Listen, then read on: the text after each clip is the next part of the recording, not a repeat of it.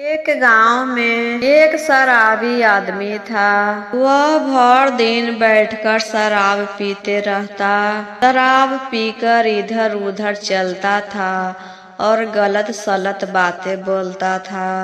शराबी के पास तो बहुत खेत है, लेकिन शराब पीने के चक्कर में खेत में काम नहीं करता है। शराब पीने के चक्कर में कोई भी काम धंधा नहीं करता था। भर दिन बैठकर दारू पीते रहता। इसी के वजह से बहुत कर्जा भी ले चुका था।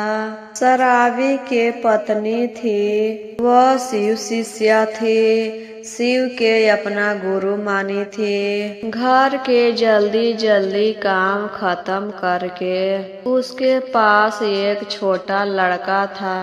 अपने लड़का को साथ में लेकर शिव चर्चा में चली जाती थी। एक भी दिन चर्चा नहीं छोड़ती, प्रतिदिन चर्चा में जाती है। उसका पति इतना शराब पीता है कि सब फेफड़ा गल गया, दोनों किडनी खराब हो गया, बहुत बड़ा बीमारी हो गया उसको। इसी के वजह से वह एक दिन मर जाता है। वह तो मर गया दीदी, लेकिन गांव के लोग से जो कर्जा लिया था वह वापस मांगने आने लगा सब। बेचारी पत्नी परेशान होने लगी कि कहाँ से पैसा दें, कैसे सबका उधारी चुकाएं।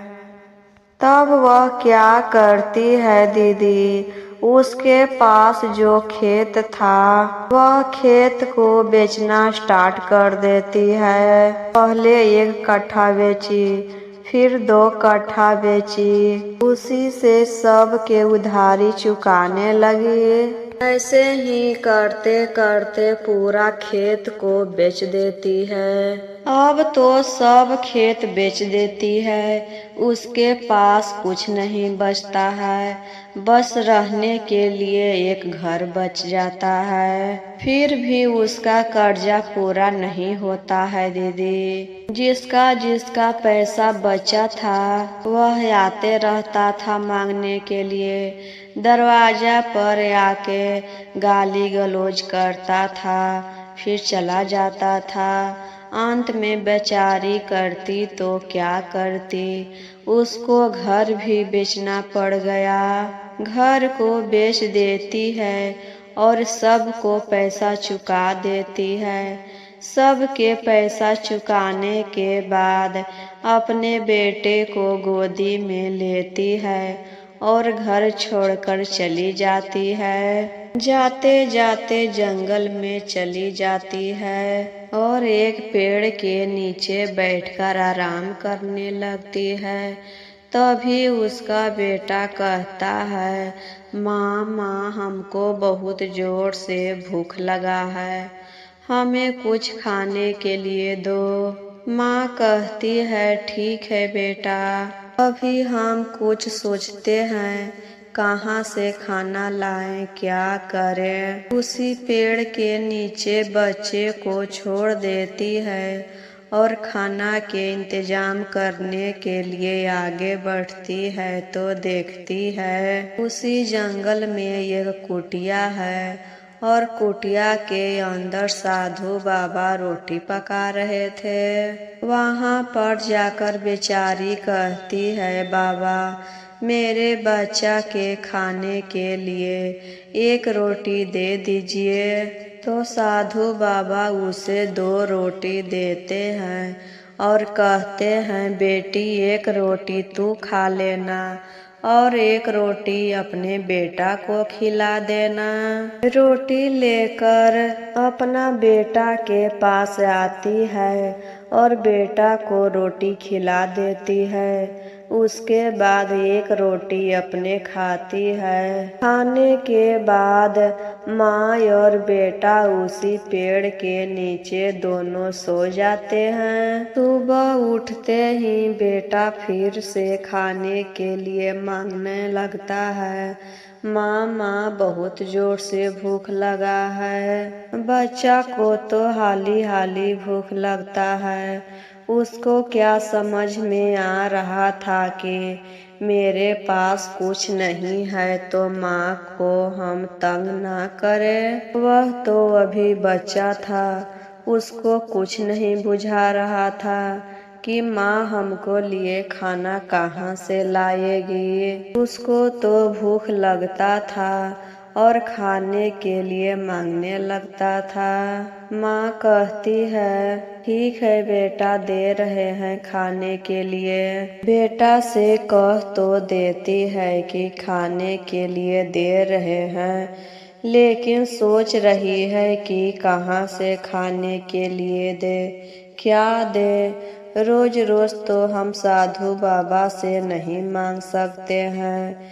फिर भी बेचारी करती तो क्या करती, किसके से मदद मांगती। फिर वह कुटिया में ही साधु बाबा के पास जाती है और कहती है, बाबा बस एक बार मेरे बेटे के लिए एक रोटी दे दीजिए। साधु बाबा तो सब जान रहे थे, तब वह क्या करते हैं दीदी, 4 रोटी निकाल कर ले आते हैं और कहते हैं, लो बेटी, एक रोटी खा लेना, एक रोटी बेटा को खिला देना, और तुमको जहाँ पसंद आए जगह घर बनाने के लिए, रहने के लिए, जहाँ भी अच्छा लगे वहाँ पर यह 2 रोटी को जमीन में गड्ढा खोद कर गाड़ देना। वहाँ से रोटी लेकर आती है और एक रोटी बेटा को खिला देती है, एक रोटी अपने खाती है और वहाँ से चली जाती है। इधर उधर भटकने के बाद उसको एक जगह पसंद आया जहाँ बाजार था।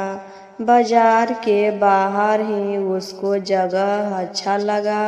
वहाँ पर गड्ढा खोदती है और 2 रोटी जमीन में गाड़ देती है और सो जाती है। जब सुबह नींद खुलता है तो देखती है कि हम तो जमीन पर सोए थे, खुला सब आसमान था, और यह क्या, यह तो सुंदर महल बन गया और हम पलंग पर सोए हैं। उसका बेटा जब उठता है तो देखता है कि हम किसके घर में आए हैं। सोए थे तो जमीन था और इतना सुंदर घर है, किसके घर में आ गए।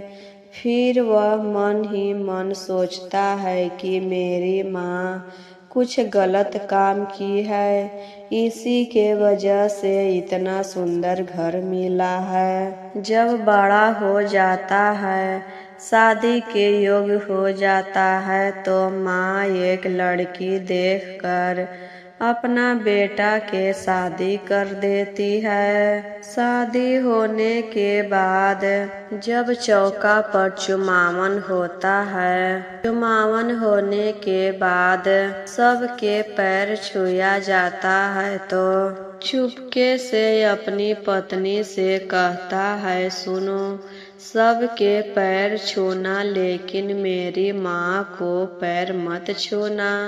वह कहती है कि ऐसा क्यों, आपके लिए तो माँ ही है, माँ ही अकेले पाल पोस कर बड़ा की है, इतना सब कुछ तो माँ ही की है, फिर माँ के बारे में इतना गलत क्यों सोच रहे हैं। कहता है, इतना समझाने के लिए मेरे पास समय नहीं है, जितना कह रहे हैं उतना ही सुनो, जब समय आएगा तो हम बतलाएंगे। वह क्या करती, अपने पति के बात मान लेती है और सबके पैर छूती है, लेकिन अपने सास के पैर नहीं छूती है।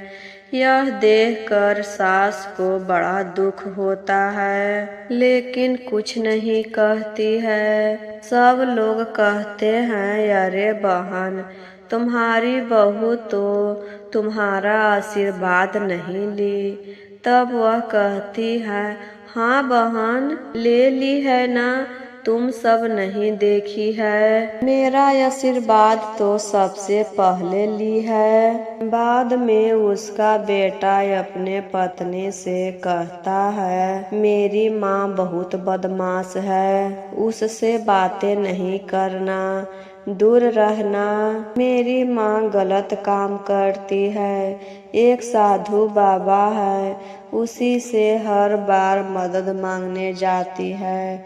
उसी के बदौलत यह घर बन गया है। उसके मन में गलत विचार आने लगता है। माँ के बारे में तरह तरह के बातें करता है। एक दिन जब माँ शिव चर्चा में जा रही थी तो बहू से कहती है, बहू, तुम्हारे शादी में तो नया नया कपड़ा मिला है, तुम्हारे पास तो बहुत सारा साड़ी है, एक साड़ी उसमें से हमको दे दो, जा रहे हैं शिव चर्चा में। बहू कहती है, हम नहीं देंगे, इसमें मेरा कोई गलती नहीं है, आपका बेटा ही मना किए हैं आपसे नहीं बोलने के लिए। सास कहती है, ऐसा क्यों?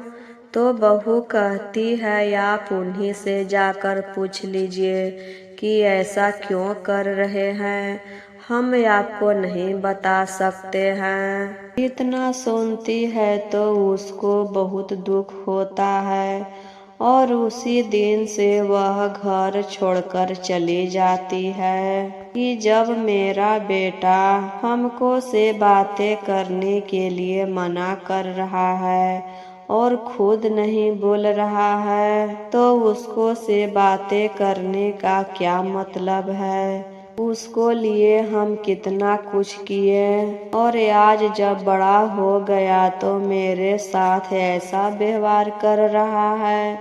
यही सोचकर घर छोड़ देती है, घर छोड़कर निकल जाती है। जाते जाते उसको एक शिव मंदिर दिखाई देता है।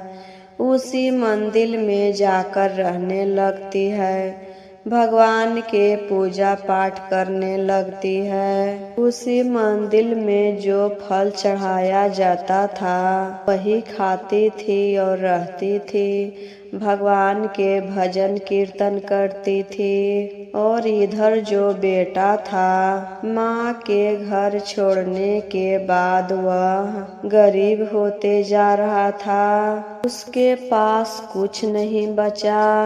अब तो उसको खाने के लिए भी दिक्कत होने लगा। फिर काम के तलाश में इधर उधर भटकने लगा, फिर भी कोई काम उसको नहीं मिल रहा था। एक दिन जब काम खोजने के लिए बाहर गया, काम नहीं मिला तो फिर वापस चला आया। आते आते रास्ते में वही शिव मंदिर दिखाई दिया जहाँ पर उसकी माँ रहती थी। उसी मंदिर में जाकर आराम करने लगा तो देखता है कि वहाँ पर मेरी माँ शिव चर्चा कर रही है। तो कहता है, माँ, हमसे बहुत बड़ा गलती हो गया, हम तुमको गलत समझे। जब से तुम घर छोड़कर गई हो उसी समय से सब कुछ खत्म हो गया, घर में कुछ नहीं बचा है, यहाँ तक कि खाने के लिए भी कुछ नहीं है। काम के तलाश में इधर से उधर भटक रहे हैं, लेकिन काम भी नहीं मिल रहा है। यह सब तुम्हारी वजह से था और जब से तुम घर छोड़कर गई हो सब घर बर्बाद हो गया माँ। घर चलो माँ। हम तुमसे गुस्सा थे कि तुम साधु बाबा से हर बार मदद के लिए जाती थी और वही तुमको घर बना कर दिए हैं। तुम गलत काम करती थी। माँ कहती है बेटा हम कोई गलत काम नहीं किए हैं। जो साधु बाबा तुम कह रहा है वह कोई साधारण साधु बाबा नहीं थे। वह तो स्वयं शिव गुरु आए थे मेरी मदद करने के लिए। उन्हीं के बदौलत से इतना सुंदर घर मिला था, नहीं तो रोटी को जमीन में गाड़ने से भला घर कैसे बन जाता है रातों रात। यह सब तो शिव गुरु के महिमा था और तुम उन्हीं को गलत समझा, तो यह सब तो होना ही था। इसी चलते ऐसा सब हो रहा है। भगवान पर भरोसा रखो, सब ठीक हो जाएगा। माँ से माफी मांगता है और माँ को घर लेकर आता है और उस दिन से शिव गुरु पर वह भी भरोसा करने लगता है। एक गांव में गोपाल चाय वाला था। गोपाल के चाय दुकान बहुत चलता है। गोपाल के पत्नी शिव गुरु के शिष्या थी। शिव गुरु के आशीर्वाद से उसका ठेला बहुत चलता था। गोपाल के 2 लड़का था। गोपाल जो चाय बेचता था उसका ठेला गोपाल के नाम से ही चलता था, गोपाल चाय वाला। उसका चाय के ठेला इतना चलता था शिव गुरु के आशीर्वाद से कि उसी से पूरा परिवार के खर्च हो जाता था। उसका पूरा परिवार के खर्चा उसी ठेला से चलता था। गोपाल के ठेला पर प्रतिदिन एक लड़का भीख मांगने आया करता था जिसका नाम सोहन था। गोपाल प्रतिदिन सोहन को कभी 1 रुपया, कभी 2 रुपया, कभी 5 रुपया दे देता था और इससे सोहन खुश हो जाता था, पैसा लेकर चला जाता।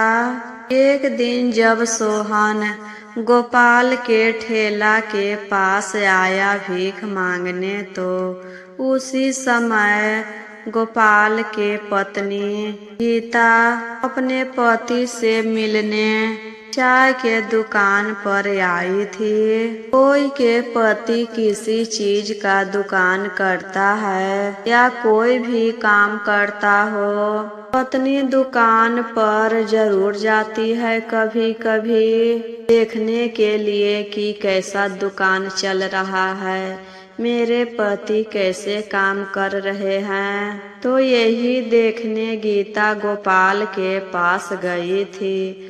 तो उसी समय सोहन भी भीख मांगने आया था। गोपाल 5 रुपया दे ही रहा था कि गीता बोलती है, अरे अरे आप यह क्या कर रहे हैं, किसी को भीख नहीं देना चाहिए, उसे आप मदद कर दीजिए ज्यादा पैसा देकर। और सोहन से भी कहती है, बेटा तुम्हारा हाथ पैर तो सही सलामत है और तुम भीख मांगते हो। भीख मांगना 100 बार मरने के समान है, भीख नहीं मांगा जाता है। इससे अच्छा कि तुम कोई काम करो, भीख मांगकर कितना दिन खाएगा। कुछ अच्छा काम करोगे तो आगे चलकर तुमको ही आराम होगा।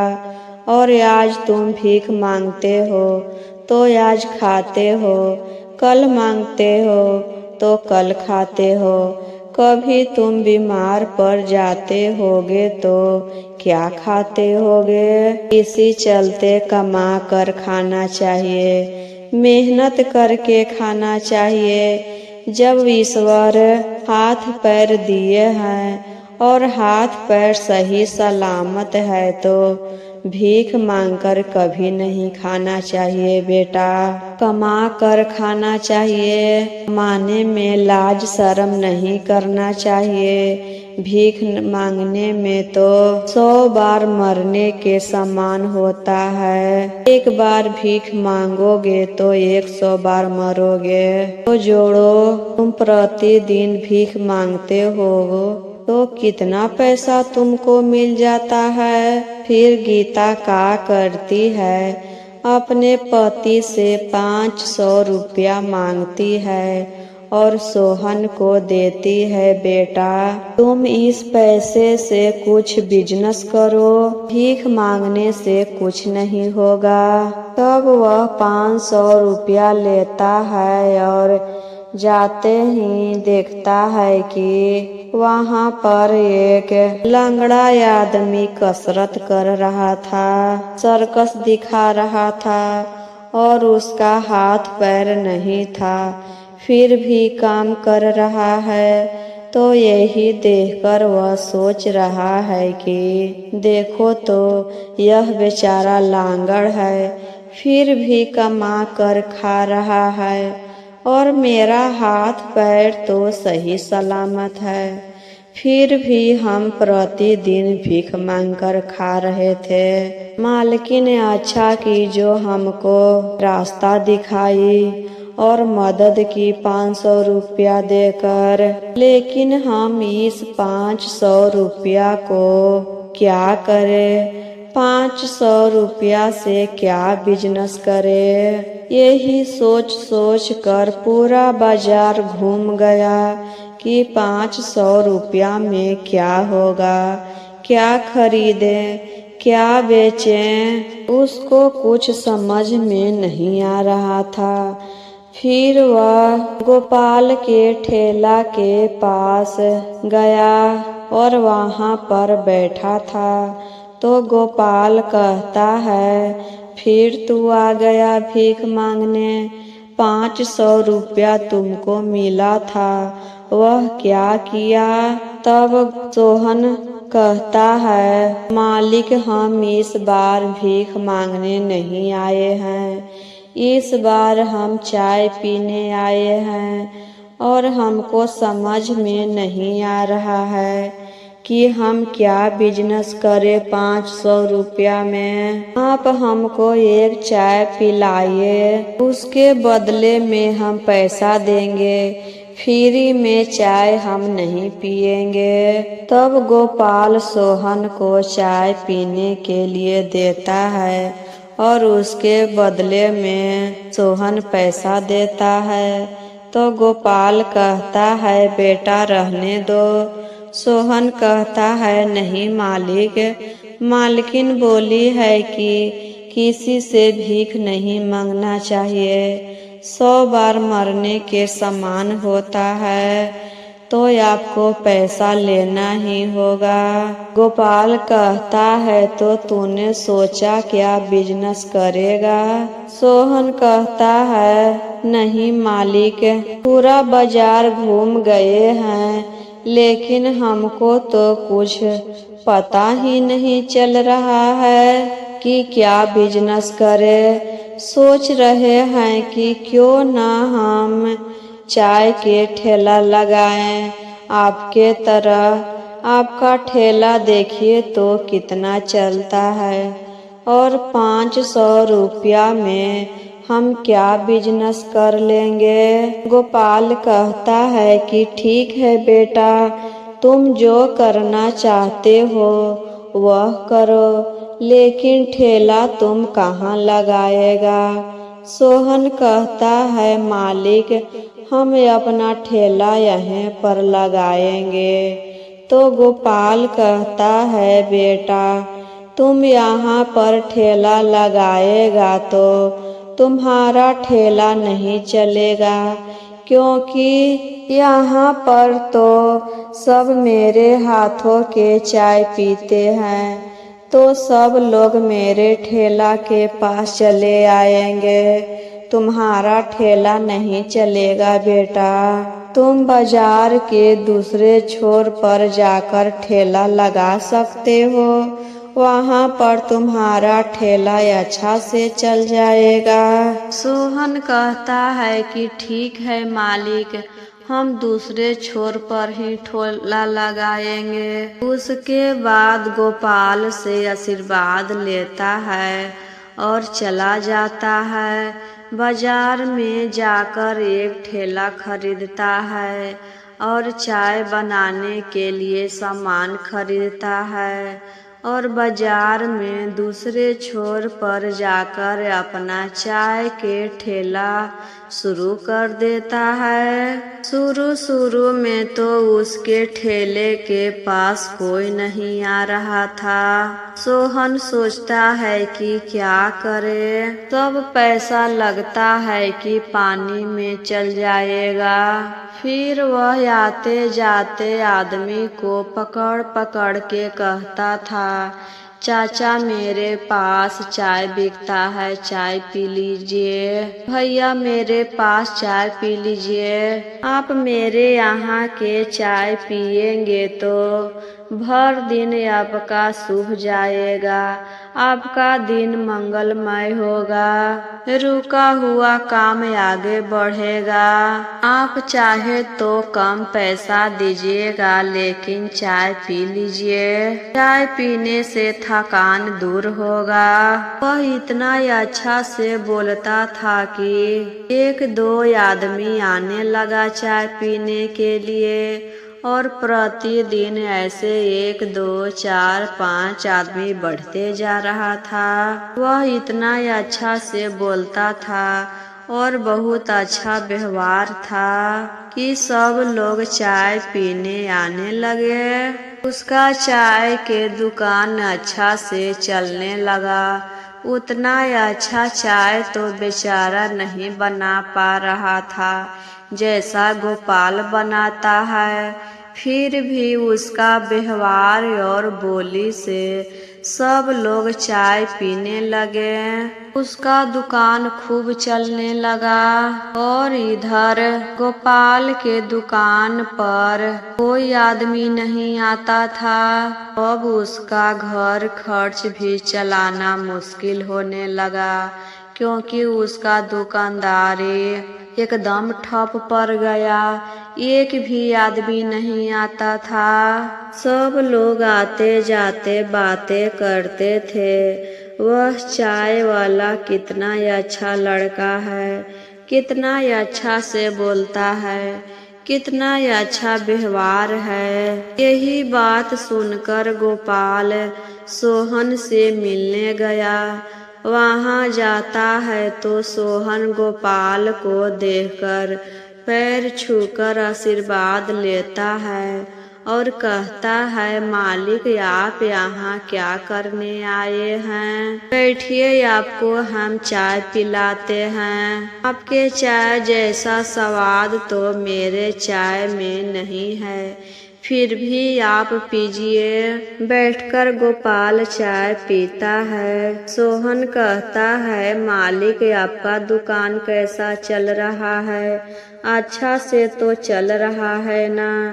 तब गोपाल कहता है, बेटा क्या कहें, मेरा दुकान तो एकदम बंद हो गया, एक भी ग्राहक मेरे दुकान पर नहीं आता है। मेरे ग्राहक भी सब तुम्हारे ही दुकान पर आने लगे। मेरा तो घर खर्च भी चलना मुश्किल होने लगा। सोहन कहता है, मालिक ऐसा बात है तो हम अपना ठेला बंद कर देते हैं। गोपाल कहता है, नहीं बेटा, तुमको यह सब करने की जरूरत नहीं है, सब अपना अपना भाग्य का खेल है। सोहन कहता है, नहीं मालिक, यह सब तो आपका देन है। हम दूसरे शहर में जाकर अपना ठेला शुरू करेंगे, वहाँ पर ही जाकर चाय बेचेंगे। इस शहर में आप ही चाय बेचिए। तो गोपाल के दुकान फिर से चलने लगता है और सोहन अपना ठेला लेकर दूसरे शहर में चला जाता है। दूसरे शहर में जाने के बाद शुरू में उसका दुकान तो नहीं चल रहा था, फिर जैसे करता था पहले वैसे ही करने लगा। आते जाते आदमी को रोक रोक कर चाय पिलाता था।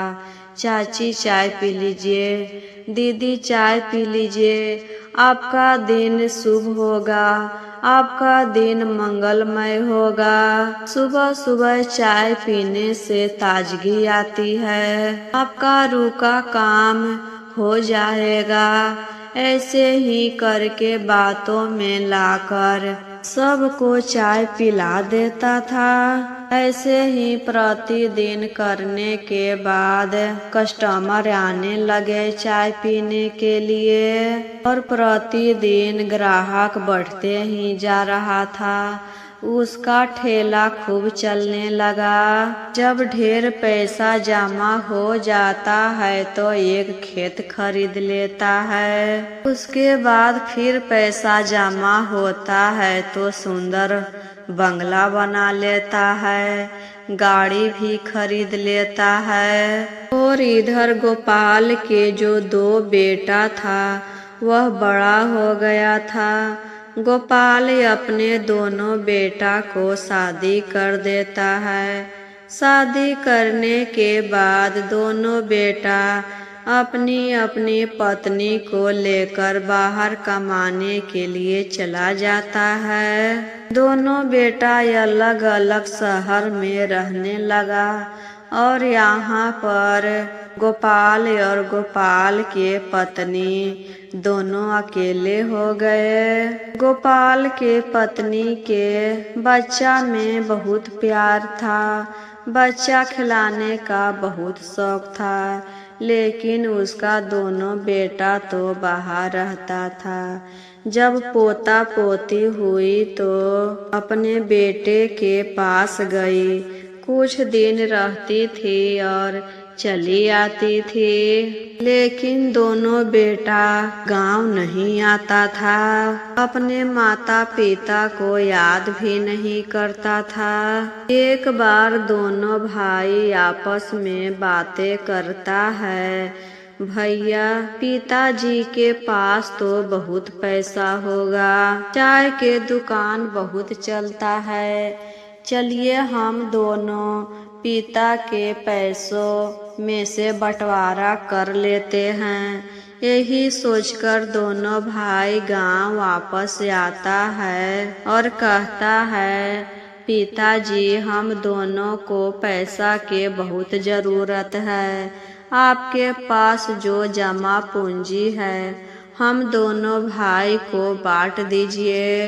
तो गोपाल कहता है, बेटा यह तो हमारा जमा पूंजी है, बुढ़ापा में सहारा होगा। तुम दोनों भाई तो शहर में जाकर काम कर रहा है। गोपाल तो नहीं मानता है। फिर दोनों भाई माँ को कहता है, माँ यह पैसा तुम किसके लिए जमा करके रखी है, पिताजी को कहकर हमें दिला दो न, बहुत पैसा का काम है और तुम दोनों हमारे साथ चलो। तुमको पैसा का क्या काम है, तुम तो मेरे साथ रहोगे। तो माँ का दिल तो माँ का होता है, जल्दी पसीज जाता है। फिर अपने पति से कहती है, जब बेटा इतना कह ही रहा है तो दे दीजिए, किसके लिए जमा करके रखे हैं और हम दोनों को तो साथ में चलना है, बेटा के साथ ही रहेंगे, अकेले कब तक रहिएगा।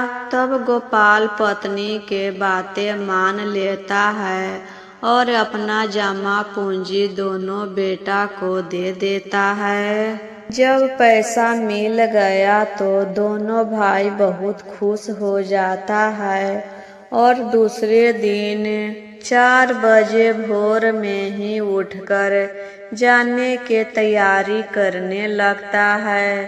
तो माँ कहती है, बेटा अभी से कहाँ जा रहा है, कुछ देर बाद चलना।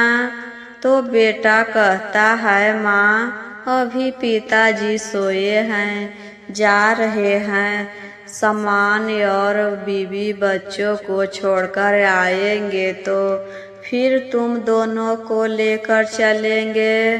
तो माँ कहती है, ठीक है बेटा, जाओ छोड़कर आना तो फिर हम चलेंगे। इतना कहकर दोनों बेटा चला जाता है। जब गोपाल उठता है तो कहता है कि घर बहुत खाली खाली लग रहा है, सब कहाँ चला गया। पत्नी कहती है कि अभी सारा सामान और बच्चों को छोड़ने गया है, वहाँ रखकर आएगा तो हम दोनों को लेकर चलेगा।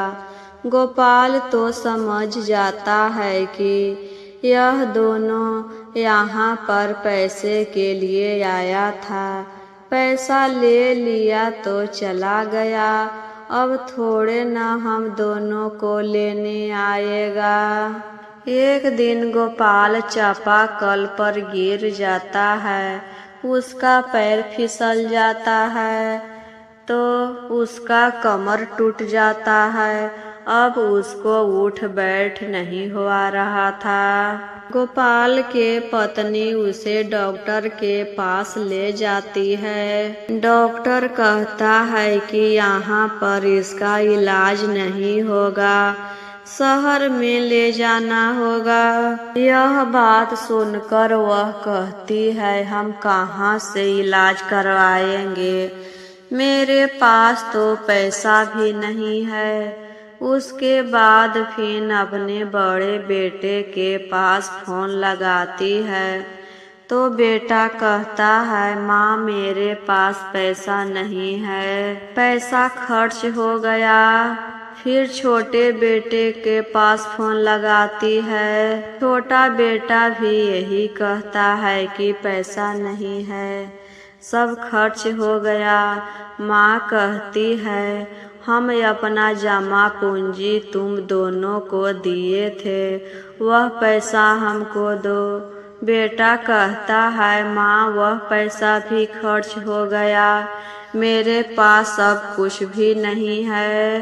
तब वह बेचारी क्या करती, उसके पास जो गहना था 1-2 थान, नाक में के कान में के, यही बेच देती है। उसके बेचने के बाद शहर में लेकर जाती है। शहर में जाने के बाद डॉक्टर बहुत सारा पैसा मांगने लगता है तो वह कहती है कि अब क्या हम करें, मेरे पास तो पैसा भी नहीं है। इसी चलते तो हम जमा पूंजी रखे थे और दोनों बेटा लेकर चला गया और आज धोखा दे रहा है, अब कौन मदद करेगा। वहीं पर हॉस्पिटल के पास एक शिव जी का मंदिर था। उसी मंदिर में जाकर झर-झर रो रही थी और शिव गुरु से दया मांग रही थी, प्रभु मदद करिए, किसी को मदद करने के लिए भेज दीजिए, मेरा बेटा तो धोखा दे दिया। हम दोनों अपना पूरा कमाई अपने बेटे पर लुटा दिए। जब बेटा के पैसा दे दिए तो बेटा धोखा दे दिया, मदद नहीं कर रहा है। अब इस समय हमको मदद कौन करिएगा। अब आप ही मेरा सहारा हैं प्रभु, दया करिए प्रभु, दया करिए, मदद करिए प्रभु, मदद करिए। जो सोहन ठेला वाला था वह भी उसी शहर में रहता था। वह भी पूजा करने के लिए उसी मंदिर में गया था। तब देखता है कि यहाँ पर एक औरत रो रही है। नजदीक जाकर देखता है तो कहता है, यह तो मालकिन है। कहता है, मालकिन आप यहाँ पर क्या कर रहे हैं और इतना क्यों रो रहे हैं? वह कहती है, बेटा तुम कौन हो? हम तो तुमको नहीं पहचान रहे हैं। तब सोहन कहता है, मालकिन हम वही भिखारी हैं जिसे आप 500 रुपया देकर कहे थे भीख मत मांगना। भीख मांगने से 100 बार मरने के समान होता है। 500 रुपया देकर कहे थे कि कोई बिजनेस करो, तो आज हम आप ही के कृपा से बड़ा आदमी बने हैं। वही 500 रुपया से आज हम बड़ा आदमी बन गए। तब वह कहती है, बेटा मेरा दोनों बेटा तो धोखा दे दिया।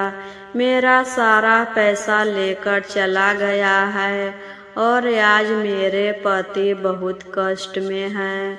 उनको कमर टूट गया है, हॉस्पिटल में भर्ती हैं और बहुत सारा पैसा मांग रहा है। हम कहाँ से पैसा लेकर आए? तब सोहन कहता है, मालकिन आपका 2 बेटा नहीं 3 बेटा है। दोनों बेटा आपको मदद नहीं कर रहा है तो क्या हुआ? हम आपको मदद करेंगे। आज से आप ही मेरे माता पिता सब हैं। बचपन से हम माता पिता के लिए तरसते रहे, लेकिन आज हमको पूरा हो गया। तो वही गोपाल के इलाज करवाता है, सारा खर्चा देता है और अपने साथ दोनों को घर लेकर जाता है। घर ले जाता है तो सोहन अपनी पत्नी से कहती है, आज से यह मेरी माँ है और यह मेरे पिताजी हैं। इन्हीं के बदौलत हम इतना अमीर हुए हैं। यही हमको सहारा दिए थे, रास्ता दिखाए थे। इनको खूब सेवा करना। उस दिन से गोपाल वहाँ रहने लगता है। सोहन के जो बच्चा था उसके साथ गोपाल और गोपाल के पत्नी खूब खेलती थी। बच्चों के साथ रहने के लिए गोपाल के पत्नी का सपना था, वह भी पूरा हो गया। बेटा भी मिल गया। ऐशो आराम के जिंदगी कटने लगा। और उधर जो दोनों बेटा था उसको इतना भयानक रोग पकड़ा कि ठीक ही नहीं हुआ। दोनों अंत में मर जाता है। दोनों बहू थी, उसका बेटा भी उसे घर से निकाल दिया। दोनों अनाथ आश्रम में जाकर रहने लगी। गोपाल और गोपाल के पत्नी अच्छा कर्म किए थे तो उनको सहारा मिला, लेकिन ये दोनों तो अपने ही माता पिता को बेसहारा छोड़कर चले गए। इसी चलते दोनों को सजा मिला। तो आशा करती हूँ यह कथा आप सभी को अच्छा लगा होगा। अच्छा लगा होगा तो कमेंट बॉक्स में हर हर महादेव ओम नमः शिवाय जरूर लिखिएगा। तो एक बार प्रेम से बोलिए हर हर महादेव।